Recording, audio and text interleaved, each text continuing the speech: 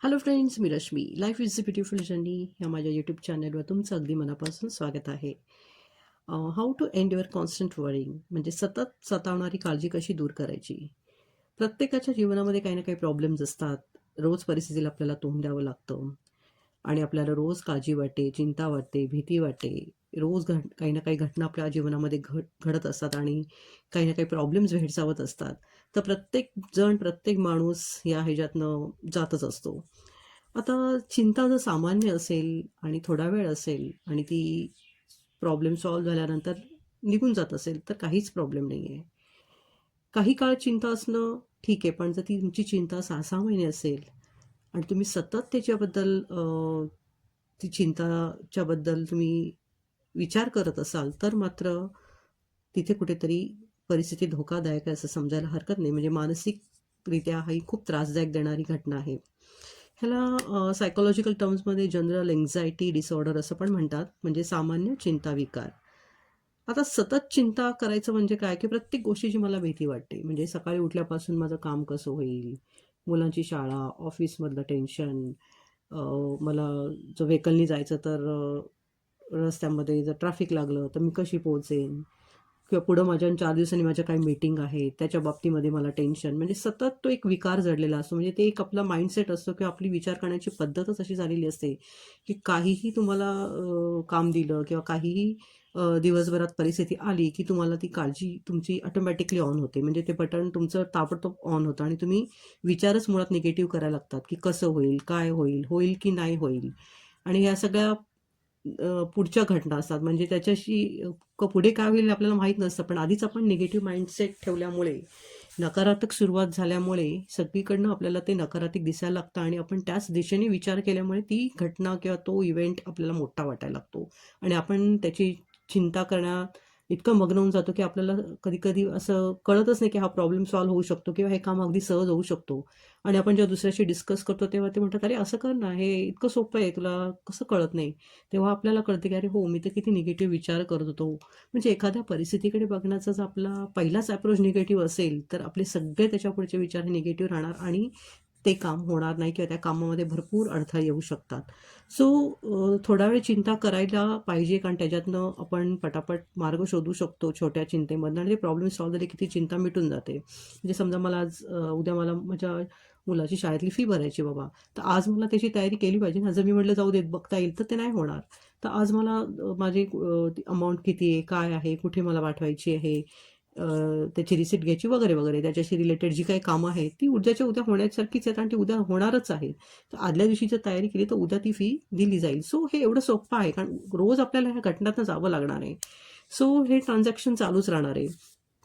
तर चिंता ही स्वाभाविक आहे, नॉर्मल आहे. कारण त्याच्यावर आपलं काम पण अवलंबून आहे. म्हणजे जर काम करायसाठी जे काही थोडं एक मोटिव्हेशन लागतं, त्याला जरी ते निगेटिव्ह टर्म्समध्ये असेल, तर आपण ते पॉझिटिव्ह टर्म म्हणूया त्याला.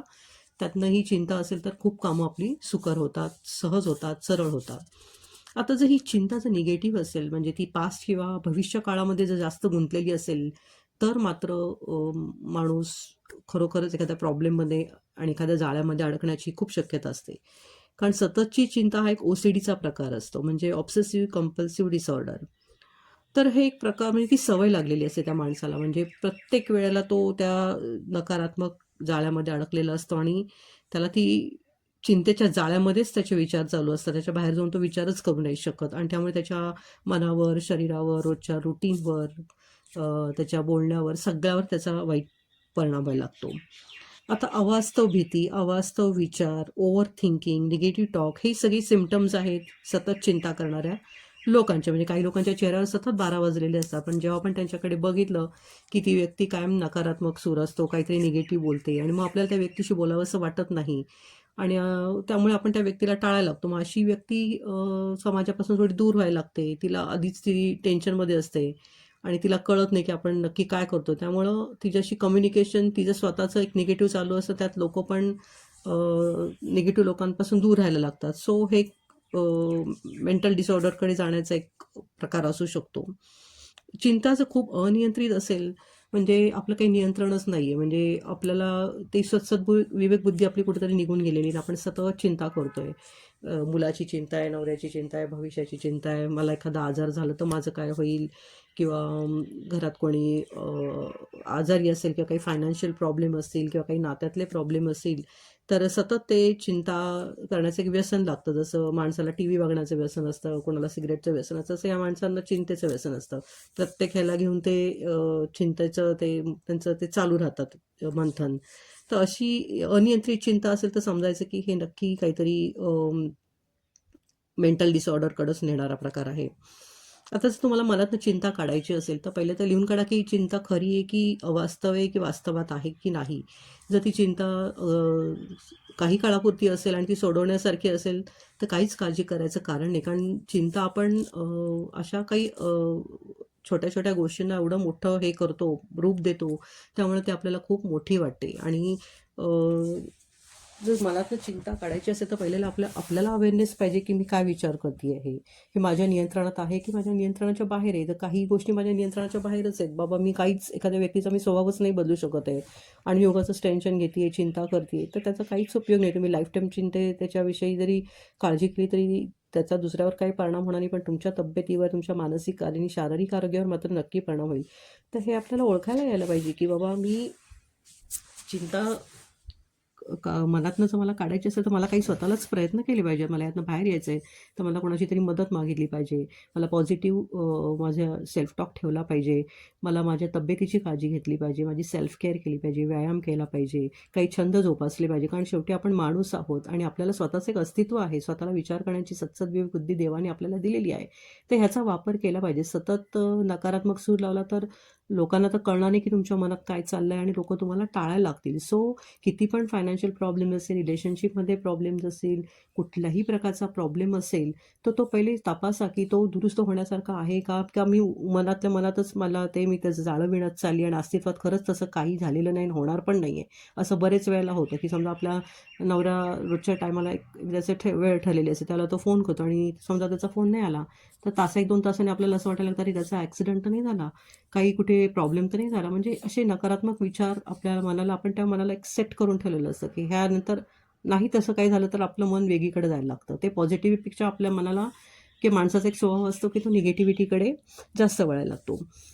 आता कुठली पण, आता तुम्ही म्हणाल चिंता ही कायमची जाऊ शकते का? तर नाही. सामान्य चिंता आहे ती येतच राहणार आहे. अ, म्हणजे छोटी परिस्थिती आली की एक चिंता निर्माण होते, ती खूप सामान्य आहे. पण कायम जर तुम्हाला ती सवय लागली असेल आणि 6-6 महिने, वर्षभर तुमचा तो एक स्वभाव बनला असेल, तर मात्र काळजी करण्याचं कारण आहे. कारण सतत भविष्याची चिंता करायला लागत असेल, तर विचार केला पाहिजे की आपलं काय बिनसलंय किंवा अशी कुठली घटना घडलेली आहे. काय आपल्याला अशी भीती वाटत राहते. तर हे तुम्ही थेरपिस्ट, म्हणजे तुम्ही तज्ञांचा सल्ला घेऊ शकता. आपापसात कम्युनिकेशन करून ह्याच्यावरती उपाय काढू शकता.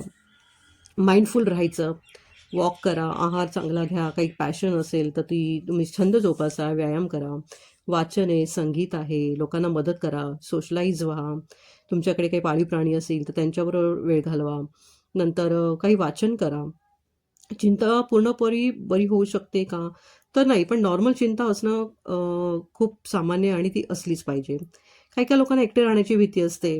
काही-काही लोकांच्या लाईफमध्ये कोणाचा तरी जवळच्या माणसाचा मृत्यू झालेला असतो, त्यांचा विरह असतो, एकटेपणाची भीती असते, नात्यामधले प्रॉब्लेम्स असतात, फायनान्शियल प्रॉब्लेम्स असतात. हे सगळे आपल्या लाईफमध्ये येणारे प्रॉब्लेम सगळ्यांनाच असतात आणि त्यामध्ये सगळ्यांना त्यातनं सावरायला लागतं. पण काही जण त्याला फेस करू शकतात, काहींना ते फेस करता येत नाही. त्यामुळे ते कोलमडून पडतात आणि ते त्यात गुरफटत जातात आणि मग पुढे जाऊन त्यांना मानसिक आजार म्हणा किंवा सततचा एकटेपणा, सततचा निगेटिव्ह विचार करून त्यांच्या तब्येतीवरती खूप परिणाम होतो. आणि काहीतरी स्ट्रॅटेजीज आखा, रणनीती आखा, की कुठला विचार आलाय तो पॉझिटिव्ह आहे का निगेटिव्ह आहे? निगेटिव्ह आहे तर तो का निगेटिव्ह आहे? तर हे सगळं असं जर त्याचं वर्गीकरण तुम्ही करायला शिकला, तर तुम्हाला प्रॉब्लेम प्रायोरिटीमध्ये देता येईल, की हा प्रॉब्लेम माझ्या दृष्टीने आत्ता महत्त्वाचा नाही आहे. भविष्यातल्या विषयाचा मी का विचार करू? आत्ता माझ्यापुढे हे प्रॉब्लेम्स आहेत, तर हे मला आधी सॉल्व्ह करायचे. त्यातल्या तर आजच्या दिवशी कुठला प्रॉब्लेम आहे? उद्या 4 दिवसांनी येणाऱ्या प्रॉब्लेमचा विचार मी आजच का करू? असं जर तुम्ही त्याचं एक वर्गीकरण केलं किंवा त्याचं लिहून काढलं, तर तुम्हाला त्याचं प्रायोरिटीप्रमाणे तुम्हाला एक at a time one thing करता येईल आणि तुम्हाला ते प्रॉब्लेम सोडवायला खूप मदत होईल. आणि अतिविचार करणं किंवा मानसिक आरोग्याच्या दृष्टीने खूप धोकादायक आहे. खूप विचार करू नका आणि सेल्फ टॉक चांगला ठेवा. म्हणजे पॉझिटिव्ह राहा. आता पॉझिटिव्ह म्हणजे कसं, परिस्थिती जशी आहे तसं स्वीकारायचं आणि त्यातल्या त्यात मी काय पॉझिटिव्ह करू शकते. एखादा प्रसंग ओढवला आहे बाबा, फायनान्शियल प्रॉब्लेम्स आहेत, तर मी त्याच्यात पॉझिटिव्ह विचार काय करायचं, मी हे कसे सोडवू शकेल, हा विचार करायचा. आणि तुम्हाला जर माझा व्हिडिओ आवडला असेल तर जरूर लाईक, शेअर आणि सबस्क्राईब करा. Thank you so much.